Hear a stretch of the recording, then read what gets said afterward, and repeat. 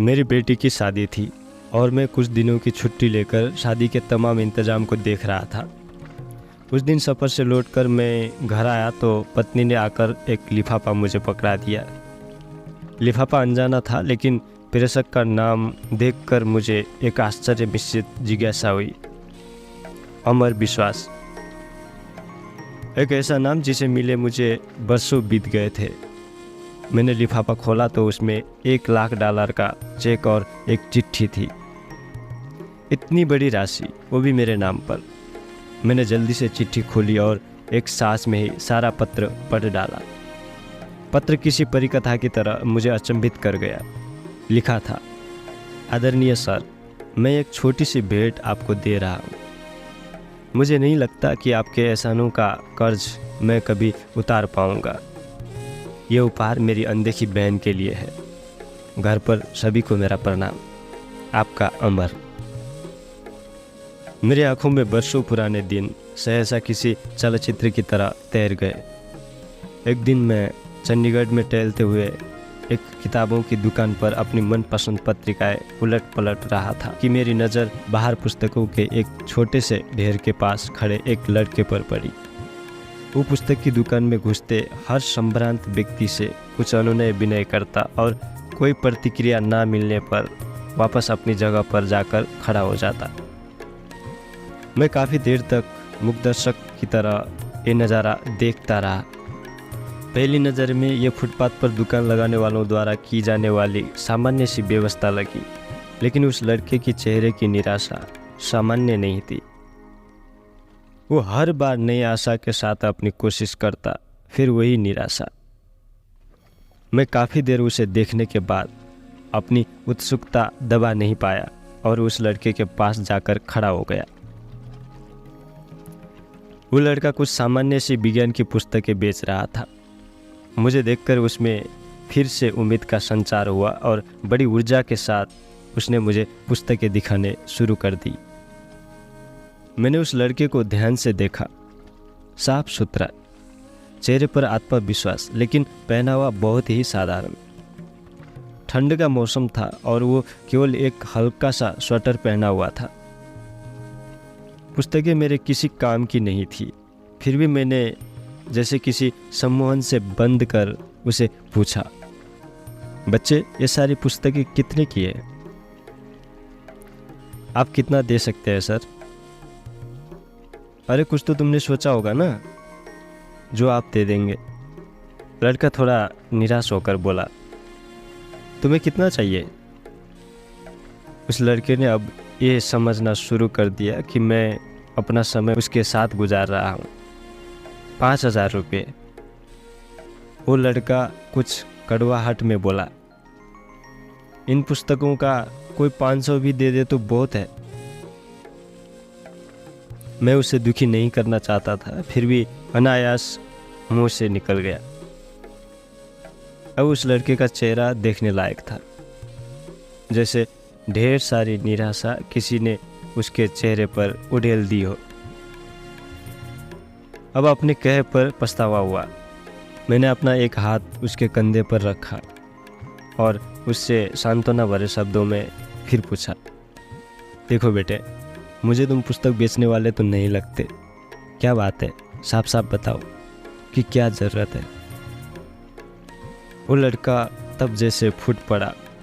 शायद काफ़ी समय निराशा का उतार चढ़ाव अब उसके बर्दाश्त के बाहर था। सर, मैं +2 कर चुका हूँ। मेरे पिता एक छोटे से रेस्तरां में काम करते हैं। मेरा मेडिकल में सिलेक्शन हो चुका है। अब उसमें प्रवेश के लिए मुझे पैसे की ज़रूरत है। कुछ तो मेरे पिताजी देने के लिए तैयार है, कुछ का इंतज़ाम वो अभी नहीं कर सकते। लड़के ने एक ही सांस में बड़ी अच्छी अंग्रेजी में कहा, तुम्हारा नाम क्या है? मैंने मंत्रमुग्ध होकर पूछा।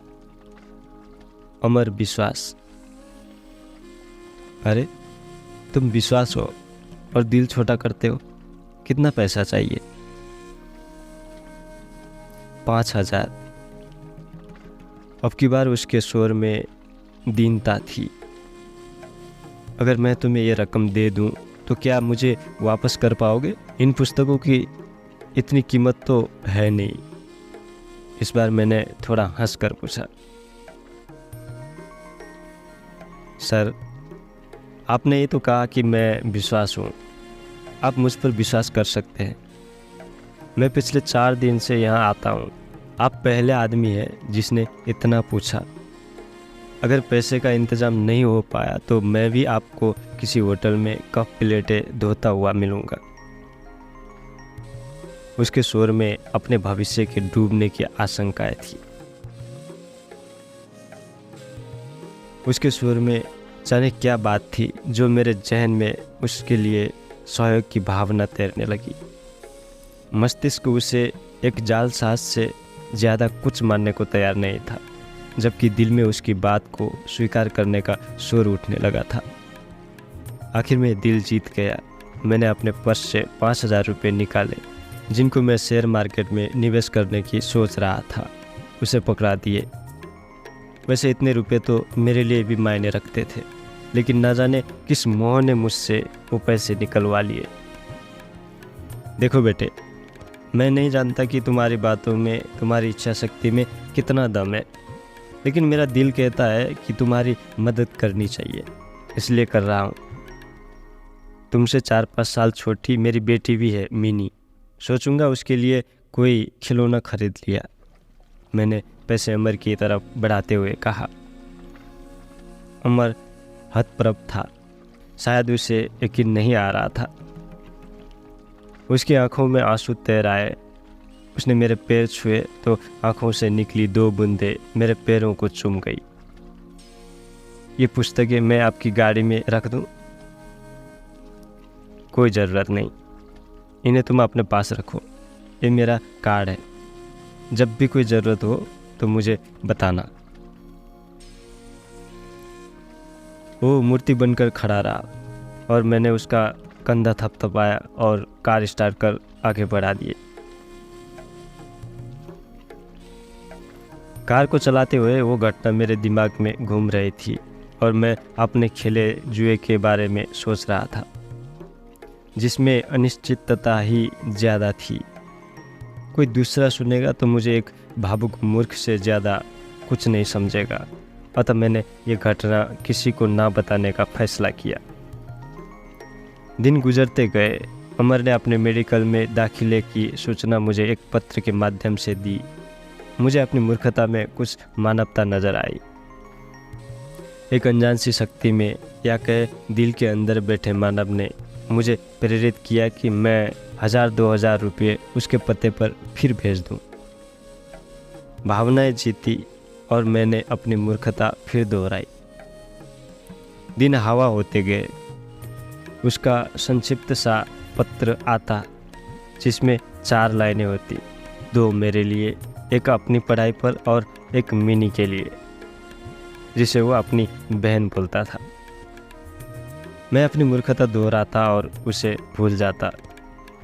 मैंने कभी चेष्टा भी नहीं की कि उसके पास जाकर अपने पैसे का उपयोग देखूं, और ना कभी वो मेरे घर आया। कुछ साल तक यही क्रम चलता रहा। एक दिन उसका पत्र आया कि वो उच्च शिक्षा के लिए ऑस्ट्रेलिया जा रहा है। छात्रवृत्तियों के बारे में भी बताया, और एक लाइन मिनी के लिए लिखना वो अब भी नहीं भूला था। मुझे अपनी उस मूर्खता पर दूसरी बार फक्र हुआ, बिना उस पत्र की सच्चाई जाने। समय पंख लगाकर उड़ता रहा। अमर ने अपनी शादी का कार्ड भेजा। वो शायद ऑस्ट्रेलिया में ही बसने के विचार में था। मिनी भी अपनी पढ़ाई पूरी कर चुकी थी। एक बड़े परिवार में उसका रिश्ता तय हुआ था।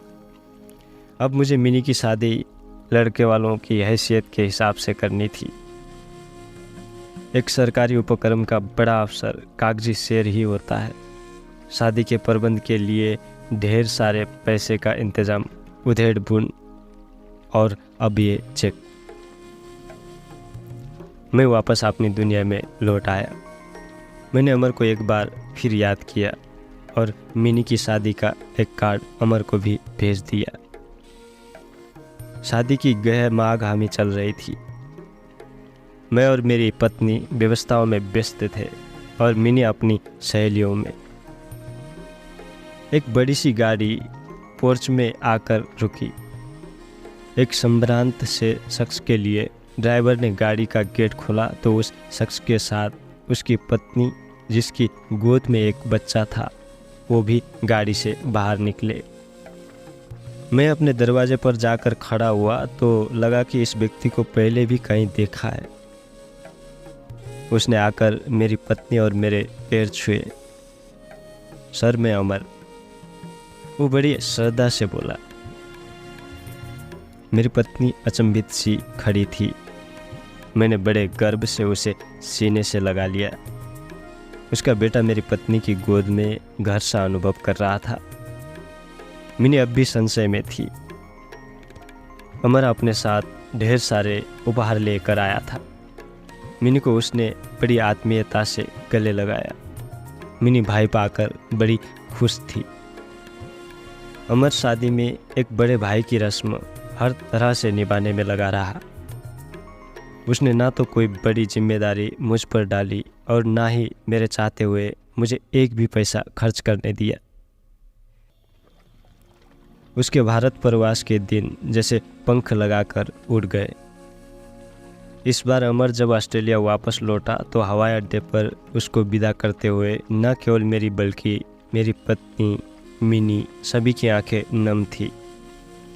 हवाई जहाज ऊंचा और ऊंचा आकाश को छूने चल दिया और उसी के साथ साथ मेरा विश्वास भी आसमान छू रहा था। मैं अपनी मूर्खता पर एक बार फिर गर्वित था और सोच रहा था कि इस नश्वर संसार को चलाने वाला कोई भगवान नहीं, हमारा विश्वास ही है।